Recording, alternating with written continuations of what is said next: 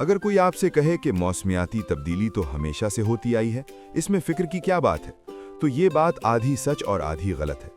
हकीकत यह है कि ज़मीन का मौसम वाकई हज़ारों सालों से बदलता रहा है, लेकिन जो तब्दीली आज हम देख रहे हैं वो गैर मामूली तौर पर तेज़ है, और इसकी सबसे बड़ी वजह इंसान खुद है। साइंसदानों के मुताबिक पिछले तकरीबन 150 सालों में ज़मीन का औसत दर्जा हरारत तकरीबन 1.1 डिग्री सेंटीग्रेड बढ़ चुका है, और ये इजाफा उस वक्त शुरू हुआ जब इंसान ने बड़े पैमाने पर कोयला, तेल और गैस जलाना शुरू की।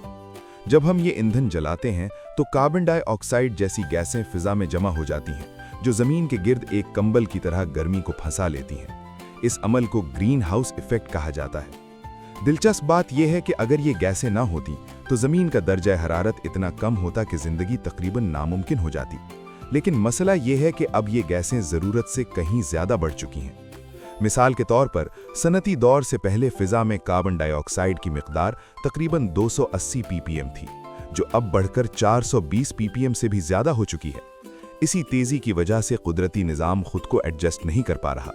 यही वजह है कि हम दुनिया भर में ज़्यादा शदीद हीट वेव्स, गैर मुतवक्के बारिशें और ख़तरनाक सैलाब देख रहे हैं। पाकिस्तान में 2022 के सैलाब इसकी एक बड़ी मिसाल है, जबकि शुमाली इलाकों में ग्लेशियर्स तेज़ी से पिघल रहे हैं, जो मुस्तकबिल में पानी के शदीद बहरान का सबब बन सकते हैं। लिहाजा ये कहना दुरुस्त नहीं कि मौसमियाती तब्दीली सिर्फ कुदरती है।